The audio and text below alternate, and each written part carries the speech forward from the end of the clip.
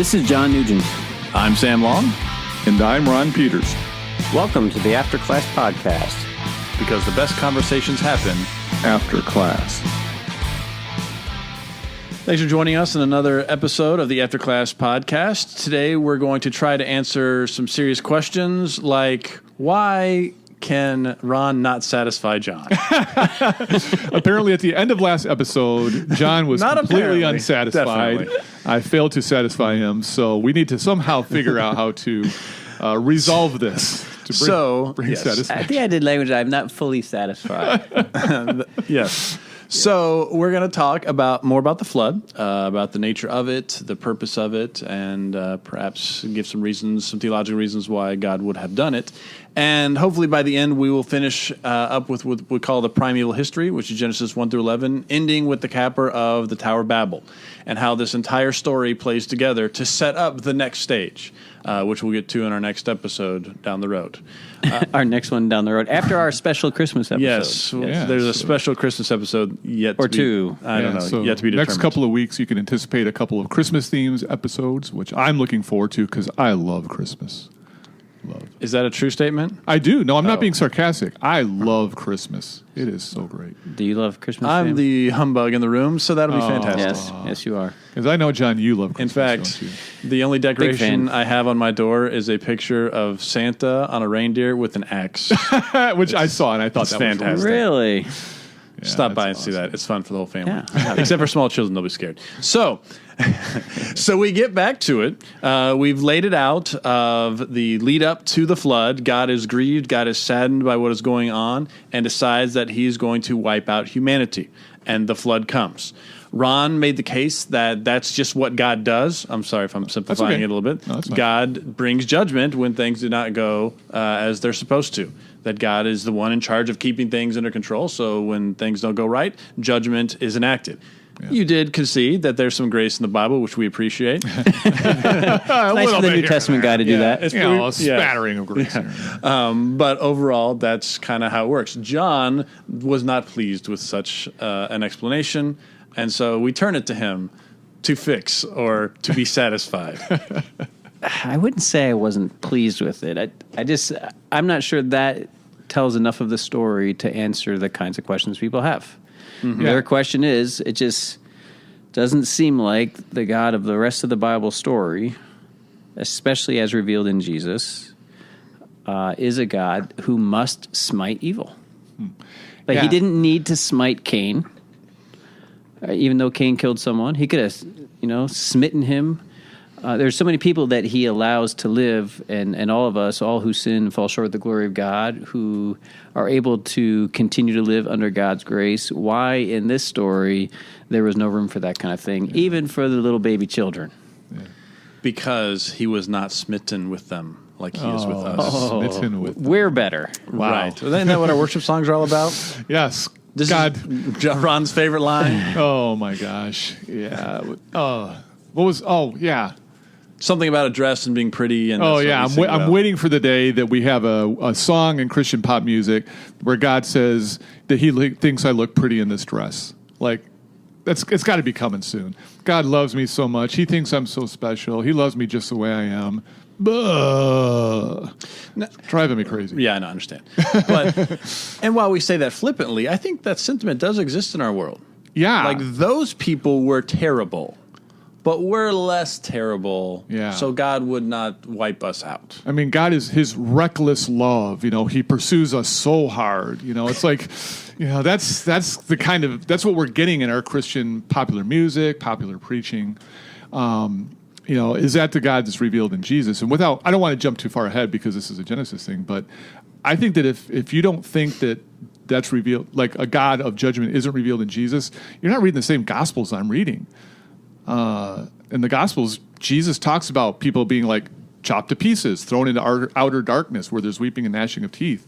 I mean, his description of God's judgment is quite vivid, and it's not too far off of, a flood story or a Sodom and Gomorrah story or something like that. I mean, unless you just kind of Marcy on it and cut those parts out because you don't like it, Jesus, when he talks about judgment, it's not a pretty scene. Well, the key, I think, for you to defend that position is describing the purpose of the judgment. I think that's where people get bogged down. Sure. Because, otherwise, God turns into like the deities of the ancient world. Why did they send a flood? Because humans are really loud and annoying. Right, yeah. And so if God is being cast in that way, then sure, that's not going to be satisfactory.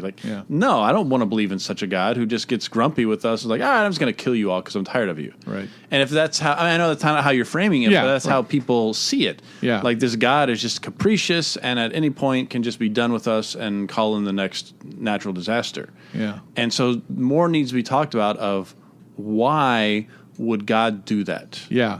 And I think that's why it's so important we tell the story. Because, and again, I know I'm probably jumping the gun a little bit here. Yes, you are. Don't want to go too far. Again, at the beginning of every episode, you need to jump the gun at least once. I know, that's just me. But, it's probably, I get me. It's like jumping the shark. It's what he does. But, God is the sovereign ruler of all creation, and he has a plan. He created the world to be a certain way, to function a certain way, and he cares about whether or not we do that. And so, he judges when things aren't going the way he designed it to go, that violate his sovereignty and his design. Yeah, I would. So part of what I think what more needs to be said, and Sam's already pushing in the direction of what more needs to be said, and probably if you were given more time to talk last time, you would have said more and have more to say. Cut off too. But I don't think the objection is. I don't think that people who object to the violence inherent in this narrative are objecting because they've listened to too much sappy Christian music. Yeah, I agree. It's for strong theological readings. It's the New Testament portrays Jesus as the exact representation of the Father. Like, we nowhere in human history do we get a more accurate representation of what God is like than in Jesus. Yes. Absolutely. And it's because of that people are having a hard time saying, how can I read the flood account and see that this is the God revealed in Jesus? And for some people, they just can't do it. Yeah. Right? Greg Boyd just published a book called The Crucifixion of the Warrior God. And he's a popular evangelical writer. He's written a lot of interesting and thought-provoking books. Letters from a Skeptic is a book he wrote that I think is one of the best things he's written. Yeah, I love that book. Some other things, not as great, but that one was pretty solid. But in this book, he basically argues that he cannot, at the end of the day, square the God of all of the Old Testament with the God revealed in Jesus. And he ends up going the direction of saying that God, so loves us that he condescends. He lowers himself to allowing his people to misrepresent him. Yeah. In an effort to meet us where we're at, and so that our feeble brains can process who he is, he had to reveal himself to them in a way they could handle and process. And in the process, they have misportrayed him as being more involved in judgment scenes in the Bible than he really was. Yeah. So this is and Greg's not just a product of sappy Christian music. He's trying to think through what it means for Jesus to fully reveal God. And some accounts he just can't come up with a version. And I sympathize with that notion. I think that the God of the Old Testament is fully revealed in Jesus. And that I'm not, but I go the other direction. Instead of saying, well, here are the Old Testament accounts that I can't square with that, so they must be Israel getting it wrong, I kind of go a different direction. If I cannot interpret this, if I don't understand this story as revealing the God that we know in Jesus, then I'm not done wrestling with this story yet. Like, I have to keep wrestling with it until they're the same God.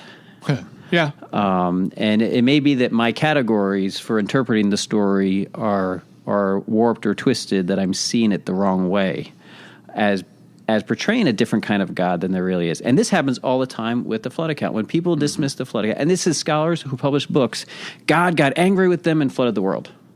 It's kind of how they tell the story. Yeah. And Sam brought out last week, last week for you all, an important point, that the story doesn't begin, there was wickedness that filled the earth, God got mad and decided he was going to flood them. Really good point. That's not how the story is told. The language of anger is not used. Yeah. God was grieved. He was yeah. saddened. I mean, what is the Hebrew word? Do you know what the word is there? I'll look it up real quick. I think it's Nahum, like Nahum. Keep going. Ah, interesting. I love it when you OT guys bring out cool stuff like that. Yeah, we're gonna pause and get this word because it's an important word that expresses the motive behind what God did. Why are you looking in the back of the book? Hebrew Bibles go from right to left. Oh, that's right. And it says Yahweh, the root is Nahum, was grieved, saddened, whatever that, however you want to translate. Some kind of emotionally moved Yeah. by what happened. That he had made the humans on the earth. Yeah, sorry, regretted almost. And the next word is he was vexed, that's or worried. He's kind of like, I keep going back to frustrated, but like this, like what are we gonna do about this? Yeah. Like this is not how I planned it. Yeah. And it's not like I'm so ticked about it.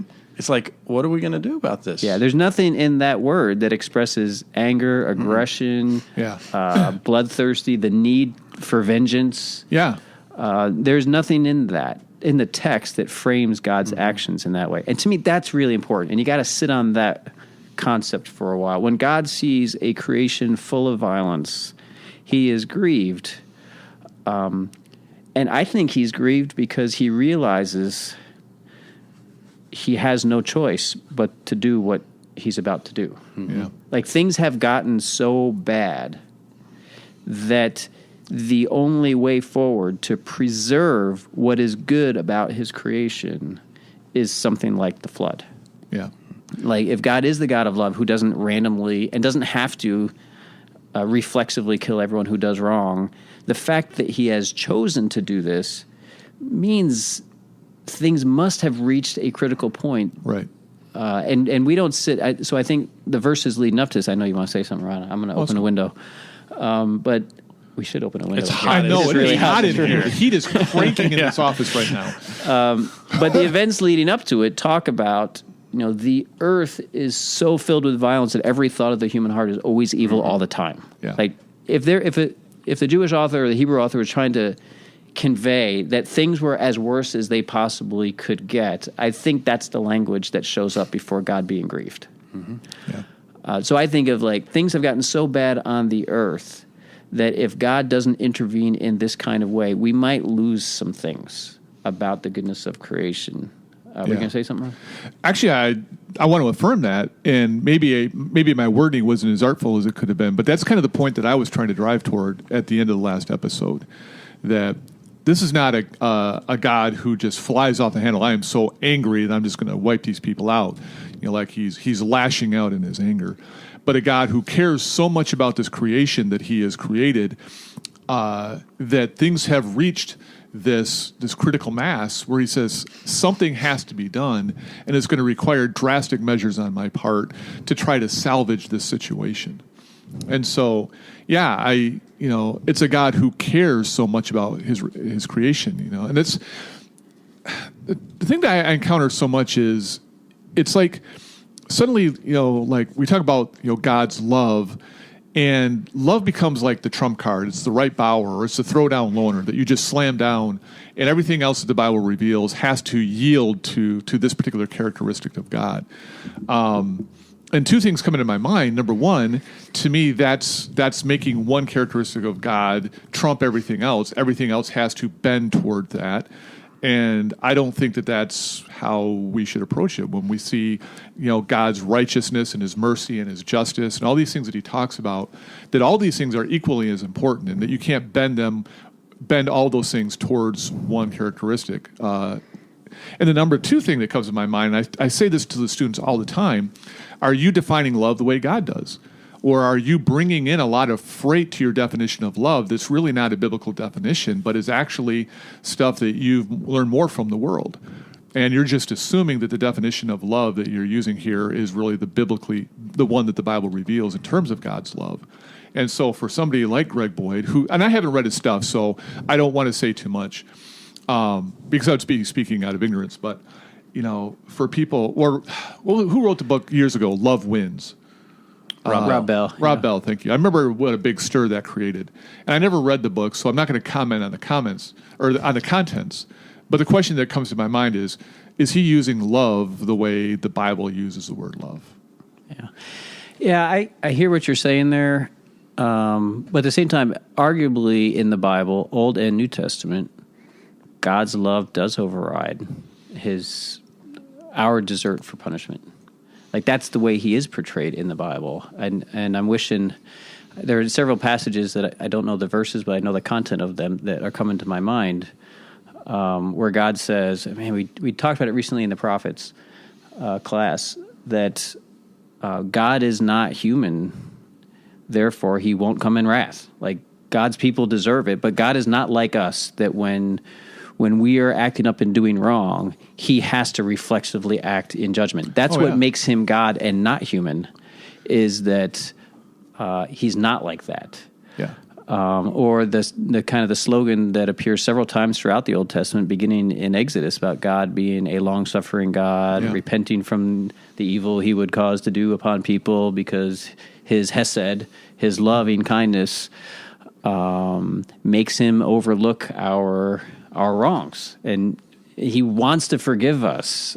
And the book of Hosea, everything Israel does to please God, they try all these strategies, and yet their wickedness just rises to him, and he wants to smite him, but he says, I can't do it. Yeah. It's in Hosea that he says that. I am not Hosea like 11, you. I think, I'm not. right?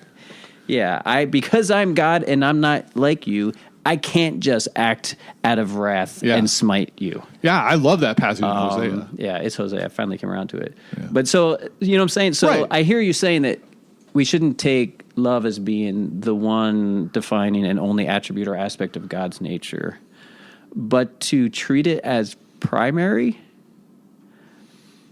you could make a biblical case that his love is an attribute that looms larger than other attributes. Yeah, I don't know. I hear what you're saying. Come on, Sam, say something. Enter into it. I feel like I understand what you're saying, but God's holiness seems to be right up there with it, because there's tons about holiness. Yeah. And again, this is pre-Leviticus and the law code. I get that, but it doesn't change the fact that God's still holy. Mm-hmm. Yeah. And so it's that impossible balance that we try to strike between these things. Yeah. I think in the end, love does win. But maybe not how Rob Bell thinks. Well, definitely not how Rob Bell thinks. But in the end, love wins out. But that doesn't change God's character, and it doesn't change God's expectations for humanity. Yeah. His judgment, negative judgment, because judgment can be positive, but his wrath sometimes lashes out. Yeah. So that does happen. Yeah, and that's, again, it's because I want to affirm everything that you said there, John, that God is so long-suffering, that he's a God who would much rather forgive and who is patient with us.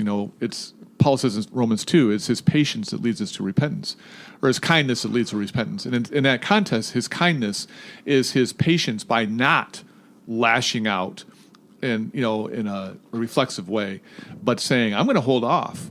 I'm going to create all this space and try to bring people to that point of repentance. And so, I don't want to lose sight of that.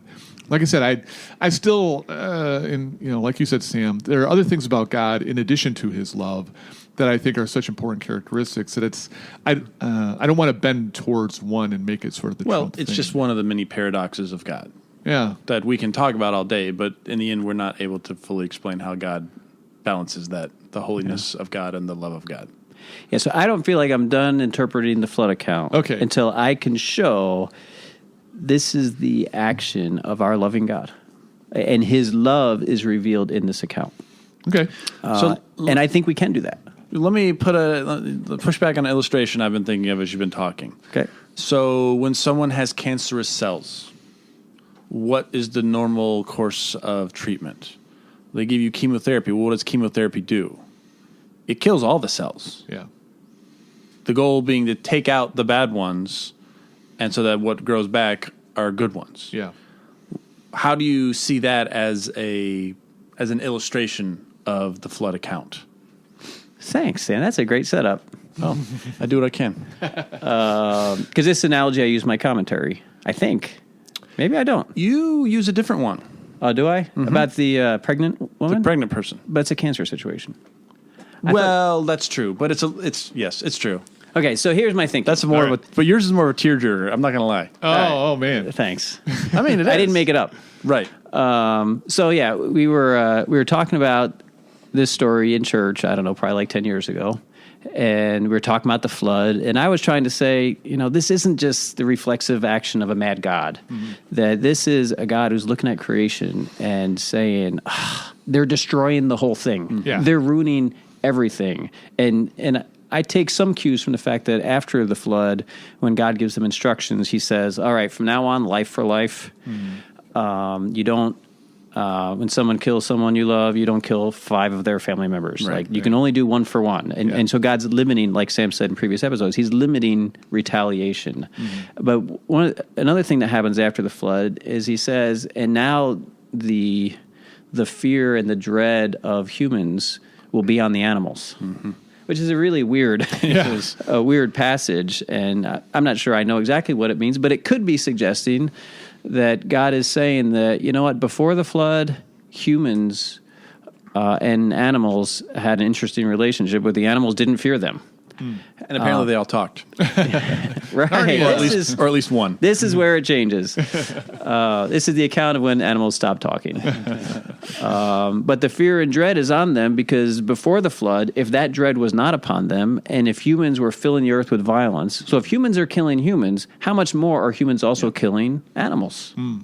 And how much are animals being wiped out because humans are just unhinged, and they've got this voracious appetite for one another and for death, and the animals, if they have no fear of humans, are just there for the picking, right? Like fruit from a tree.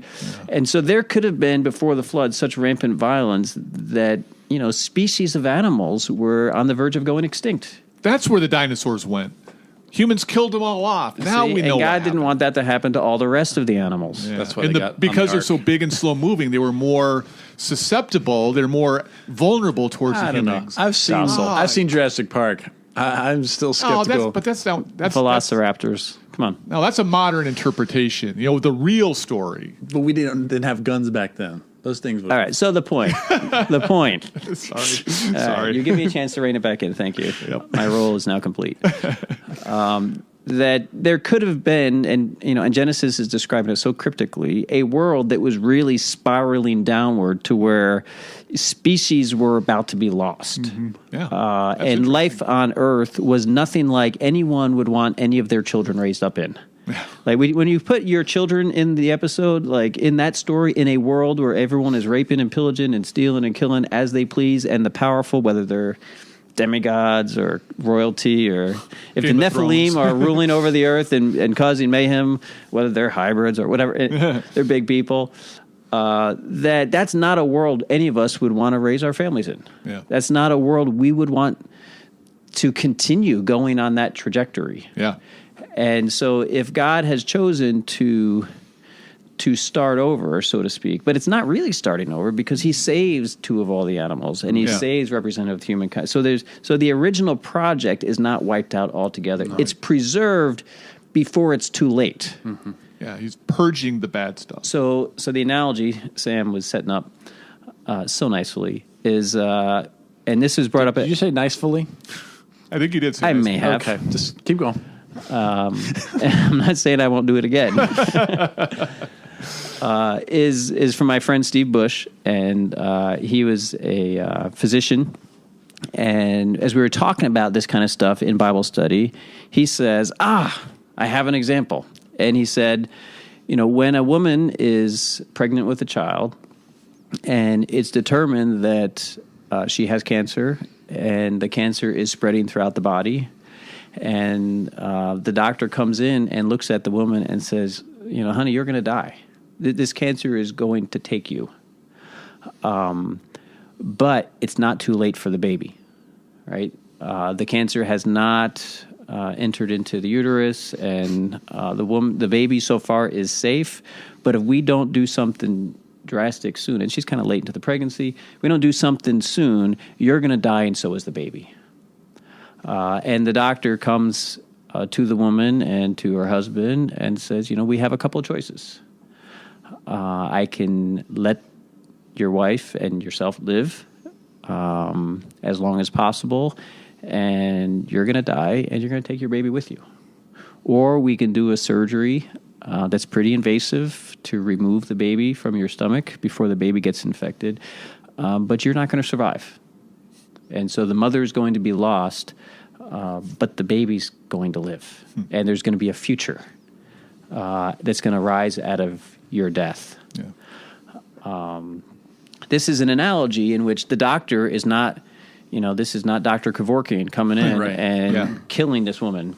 And it's certainly not a murderer who's coming in and killing this woman. We wouldn't call the doctor a murderer for doing something that he knows is going to kill the mother in an effort to save the life of the baby. We would say that is the thing that a wise, just, holy, loving, Gracious. gracious, An act of grace. yeah, that's what such a doctor would do. Yeah. And the husband for approving it wouldn't be, and I'll call you the husband in this scenario, Ron, who's approving God doing this act of justice, right? Looking on is not being a ruthless husband who doesn't care about his wife. Right. The doctor is wise and just, and he cares about the future, and something can be salvaged out of this cancerous situation. Yeah. And so if a human doctor can take life in such a total way to make possible future life out of an act of grace, I mean, how much more is the all-loving God of Jesus Christ in a position to know this is the only and best way forward? Yeah.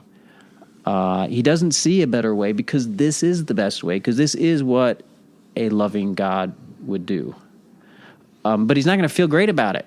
He's going to be grieved. He's going to be sorry. All right. Yeah, exactly. And afterwards, if he is really compassionate, really gracious, he's going to say, and I'm going to find a way that I never have to do anything like this again. Exactly. I'm going to come up with a long-term solution to deal with cancer so it can never spread and get out of control like this ever again. Yeah. And I'm going to promise you that never again will I let Earth get this bad so that I have to do something like that again. Yeah. Now, that's the account of a God whose motive was loving and who's all-powerful and can say, after I do this, I'm going to create conditions in such a way that I never have to do that again. And I promise, never going to do this again. And what's so great about that, and that's beautiful, John. I'm so glad that you portrayed it that way. Because I talked last time in the last episode about, Jesus in John's gospel, who makes a choice that brings about suffering.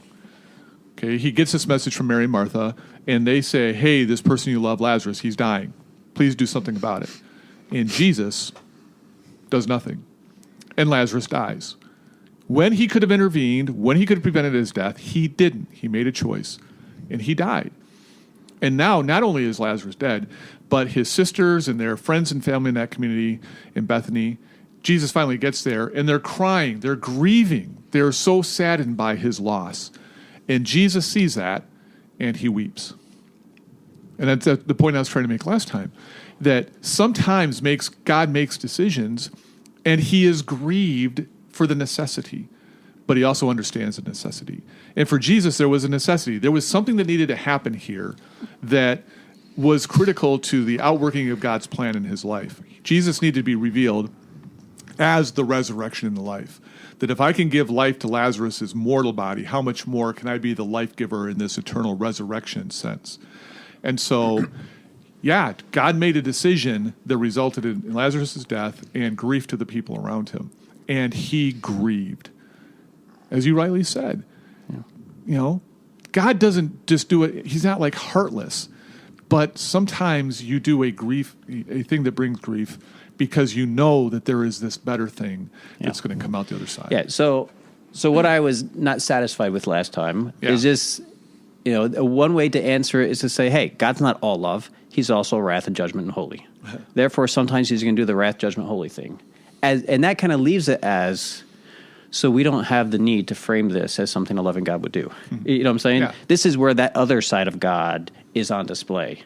And I'm saying I'm not so sure that's the side of God that's on display here. I mean, it is to the extent that he's bringing judgment upon the wicked, but maybe it isn't even about that everyone that dies deserved it, because then you run into the baby thing, the innocent people who were just victims in the crossfire of violent forces, right? But if this is instead, this is a rescue project of a world that's on the brink of passing a point of no return, then the only loving thing, right, is to do what it takes to save it. And so the ark represents a God who is not giving up on his creation. The ark represents God is saving all that was good about the original creation.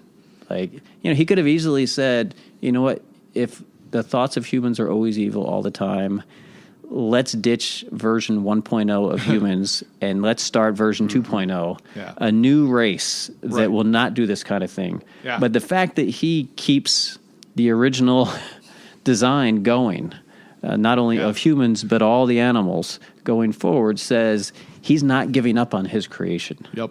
It will have a future, not a redesigned version, but it's going to be a future with God making some alterations in how he's going to manage things going forward.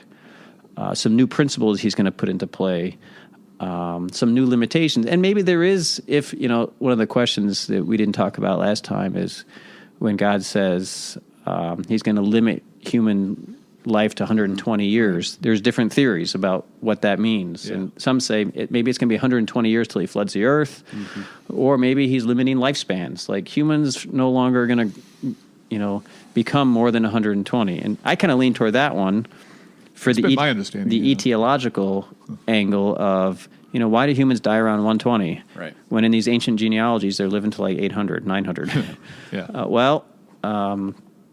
If someone like Hitler can do untold horrors in Europe in a normal lifespan, can you imagine someone like Hitler living to 800 years?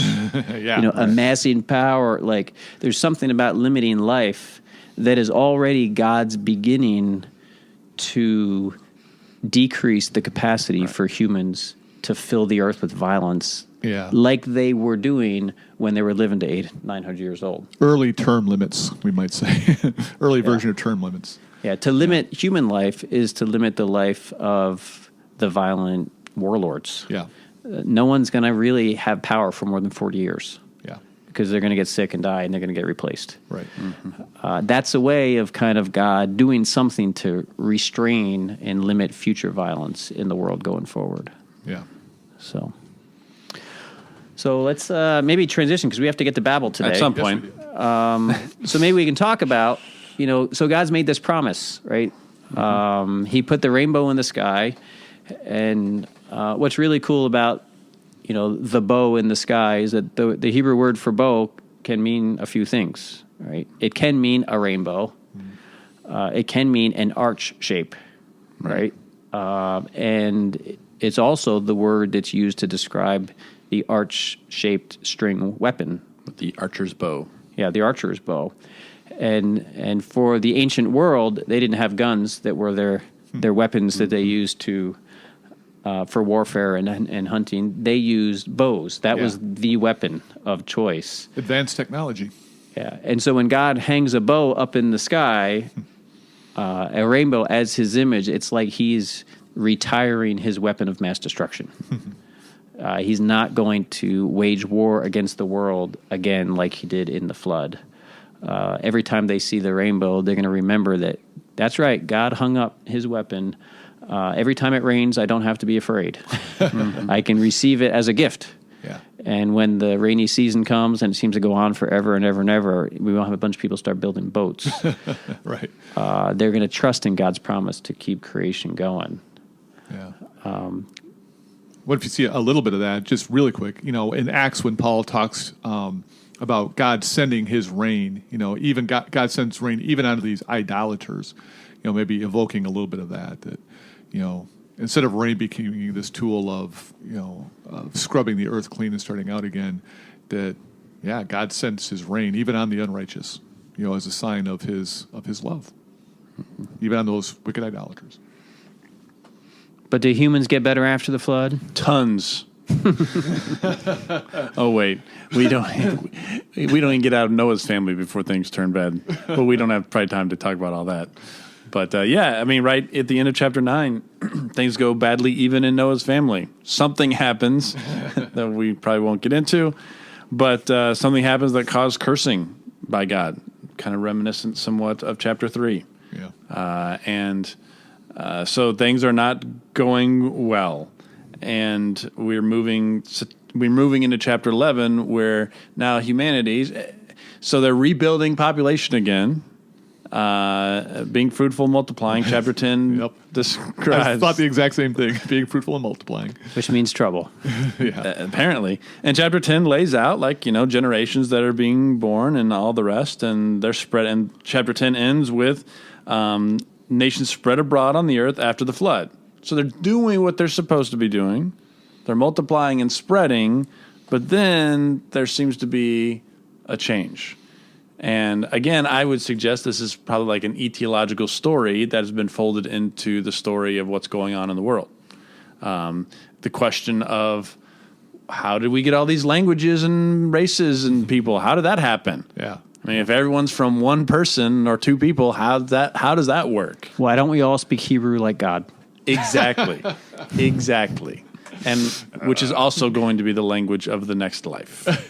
Ron thinks God's bilingual. He's wrong. He's wrong. God's got God uses Google Translate. And so yeah, those questions were going to be asked, and I think that there was perhaps this story that revolved around how it happened, but here it's going to be folded into, okay, are people better after the flood? And the answer is not so much. Not so much, but in a different way now.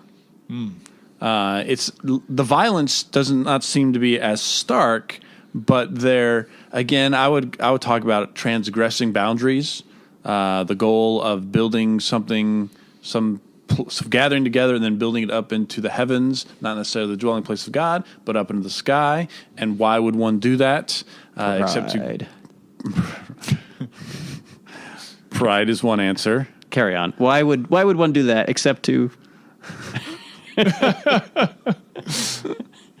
I'm not sure what you want me to say at that point. You're trying to lead him, and he's not figuring out where you're trying to lead him.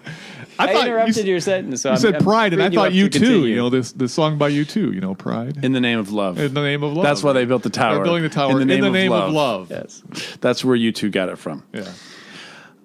So they're making a name for themselves. Oh, right. That's why. Not for pride. I don't know what's going on. See, this is one of those moments I almost wish there was a camera in here. That people can see kind of the goofy stuff that the facial expressions and the gestures. The looks of disdain. So they're building a city. Yes. With a prominent tower. Ziggurat, perhaps. Oh, okay. Reaching into the heavens, which may simply mean way up, as high into the sky as they can go. Biggest, so everyone can see it. Everyone around can see it. Like, I built the biggest building ever.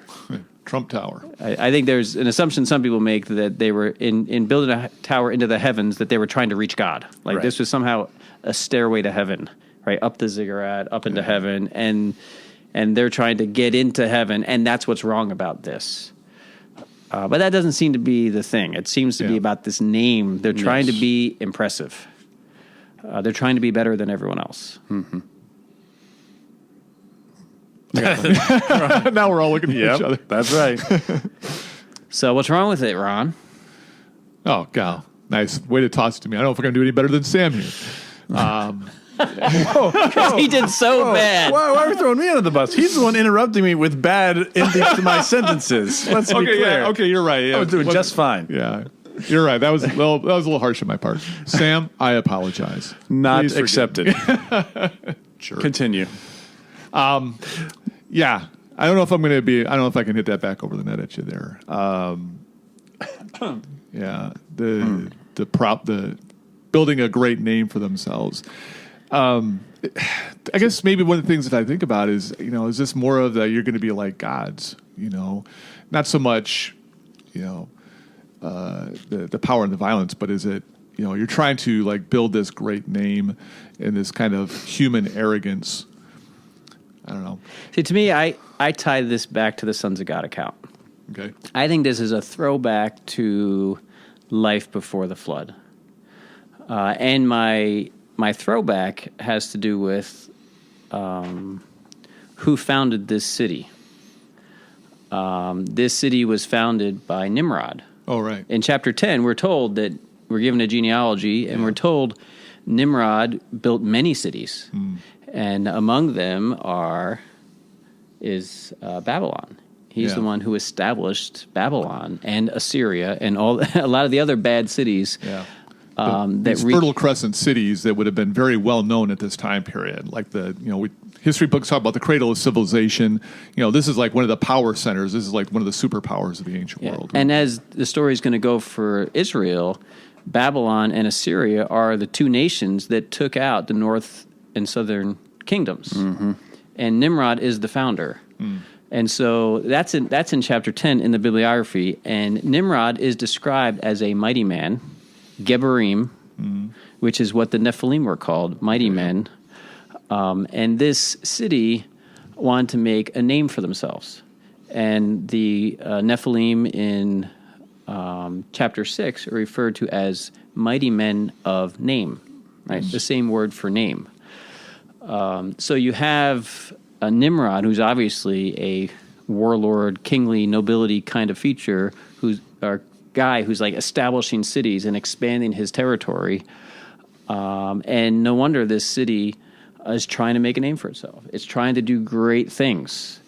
And for Israel, of course, the fact that this city is in the land of Shinar is the location. It's called, when God scatters their language, it's called Babel, which is an obvious nod to Babylon, who overthrew the southern kingdom. That this is all about, this is an etiology of cities like Babylon. Cities that try to be great, and with rulers who try to make a name for themselves and achieve that. They try to make immortality, become immortal by making a name for themselves that will last. Right. And they end up being the kinds of people who lead to great oppression on the earth, who destroy cities like Jerusalem, who haul people into exile, who kill, thousands of people and leave dead bodies in their wake. So this is the founding of a Babylon-like city. Yeah. And they also try to impose, especially when you see this when you get into the Persian era, a common language. Yeah. Like when Persia becomes the empire, the imperial power, they make Aramaic the language of the empire. Everyone's got to speak Aramaic. Yep. So I think this is an etiology of empire. Yeah. Well, it's more than etiology. It's a critique. Yes, absolutely. Yeah, I mean, it's not just saying this is how it happened. It's saying this is how it happened, and it's not a good idea. Yeah. Like we look around in our history and we see every time a country comes together and does this, it ends up badly for the rest of the world. Yeah. Whether it's Egypt or Assyria or Babylon or Persia or Greece or Rome or on and it goes. America. Wait. No, they're the exception. Yeah, I forgot. We're isolationists. It's fine. But yeah, that's exact. I mean, it's a critique of this mentality that we need to consolidate everything, where we're at, language we all together, and because when we do that, we're consolidating power and influence, and then the name is made for ourselves. Yeah, and you have a city that's not just trying to be great by itself. Great cities dominate the cities around them. And so you have, like you said, the seeds of empire building, that when one city begins to establish its own greatness, what's its first instinct? Well, let's march out against the cities around us and bring them under our dominion. And let's impose our religion upon them because our religion says we're the ones who are supposed to be in charge. And you talked about the Persians. The next time this happens to Israel is under the Greeks. Alexander did the same thing. He named a bunch of cities Alexandria. And so all these cities that he built with his name on it. And then after his kingdom was divided among his generals, Antiochus IV tried to get Israel to bend towards Greek culture, Greek religion, and impose that upon them. Again, saying, everybody's got to do the same thing. You're going to become one of us now. And so, I think it is a critique, not just of urbanization, but one city becoming dominant and dominating the others around it. But I think there is something to be said for the interpretation that their goal did include at the very least, I don't know, replacing God? I mean, the name of the city, Babel, means gate of God. I mean, it's the implication that come here to experience what? The divine? Even though, like, they have nothing to do with the divine, but, like, this is the best you can find. So I think there is something there with that as well that we can't be overlooked. It's not just gathering military power or something like that. There's something else going on. I wouldn't say pride, but sure, replacing God in some level. Yeah, and that building could be a building of religious significance and of political significance, which for them wouldn't have been too different. Oh, yeah. Right. Yeah, in the ancient world, religion was a tool of the power brokers that, either we're gods, as we talked about last time, or we are appointed by the gods to be the ones in control. To resist our authority is to resist what the gods have ordained. And so temples were often used to reinforce the power structures in that time. Mm-hmm. And you see that right up into the time of Jesus. And regardless, God didn't allow it to stand. Yeah. So they make a city Babel, God balals it, which is play on words in the Hebrew, which he confuses the language and doesn't allow it to happen and forces them to do what they're supposed to be doing, which is going and filling the earth. Yeah. So he doesn't send a flood this time. He sends another form of judgment or another form of sort of pushing them in the right direction. Yeah. He's keeping his promise. Yeah. By taking another set of actions. And I do see this as kind of a volley back and forth. Like before the flood, people were trying to make great names for themselves and at the expense of, other humans. And there was violence filling the earth. And God limits how much damage they can do and how much of a name they can make for themselves, those Nephilim, by limiting life to 120.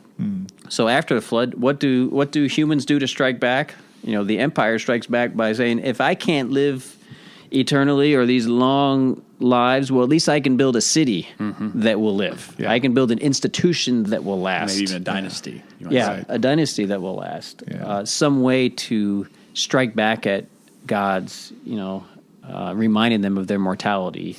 Humans strike back with empire. And God looks at that project and said, man, if they are united on this, there's nothing that they can't do. I mean, they've got so much potential. In a bad way. Yeah. They've got potential to do great things, which means great, awful things. Right. So confusion is their languages creates, not only does it stop the building project, but it really does send people scattering in different directions. Yeah. And so instead of having one mega city, what results are different cities with people who speak different languages, which the languages are the center of cultures. And so they're producing different cities with different languages and different cultures. And what results is an earth like described in chapter 10, where they've scattered in all these different directions, speaking different languages with different nations. And this is really important, this observation, going forward, because I think this is God's answer to empire. Empire has such power to do destructive things on the earth that God creates a plurality of empires, so that when one empire gets too big for their britches, another empire will come in and neutralize them, because no empire wants their neighboring empire to become really, really, really powerful. Right. Yeah. Yep. So I think that one of God's initiatives after the flood to make it so he never has to destroy the world again is to create a plurality of nations. And that plurality of nations God uses for the rest of the Bible story to keep one another in check. Yep. Checks and balances. Yeah. That was God's idea long before it was any political theory. Yep. There'd be international checks and balances. This is God's will for the world. Yeah, not for salvation, but to keep them from destroying everything. To just minimize how bad the bad can get. Yeah. Which is an important thing that we'll probably bring up again later. Yeah, and so for the rest of the Bible story, God is using a plurality of nations to accomplish his will of keeping a basic level of peace throughout the world. Yeah. This is a great etiological account because it's putting in place for the Israelites the conceptual furniture of the rest of the story. Israel's not the only nation around. No. There are other nations, and Israel has to learn to live with them. Yep. And Israel has to recognize that this plurality of nations around them serves an important function for God in this world of preserving peace and order. So this could be an origin account of the nations. I mean, it is an origin account of the nations as a force that's capable of doing great evil, but that in God's hand is being used in a positive way to minimize the potential of even greater evil. Yeah. So that we don't have to flood them out and scrub it clean again. Yeah. Yeah. So I think we end the Primeval History with the Babel account, or that's how it ends. We're not ending We're not. ending it We don't. there. We close our Bibles. Yeah. You know, it ends there, and we have this promise that God's never going to destroy the earth again. We're told right after the flood, but the human heart is still evil from youth. So nothing in us has changed. Yeah. And with, Noah and his son Ham, we see that even, the righteous family of Noah is not so righteous. And with this city, we see that when humans bind together, they go right back at unrighteousness. Yep. And God has this way of containing the evil by scattering us and using us to keep one another in check internationally. And we're left with, but what's God's positive plan? Yeah. Like, what is his positive initiative in this world to work it toward his original purposes for it? It's not enough just to restrain the negative. Yep. Right. What's the positive? Yeah, it sounds good. And so I think that's probably where we're going to pick up here. Probably in a couple of weeks. Like we said, the next couple episodes after this are going to be more Christmas themed. I'm looking forward to that. There'll be a lot of karaoke we're going to record. Ugly sweaters Yeah. we'll be wearing. Which we'll pass that on to all of you. Painful. So we'll look forward to that. But in the meantime, thank you so much for listening to the After Class podcast. After Class because The best conversations happen After class.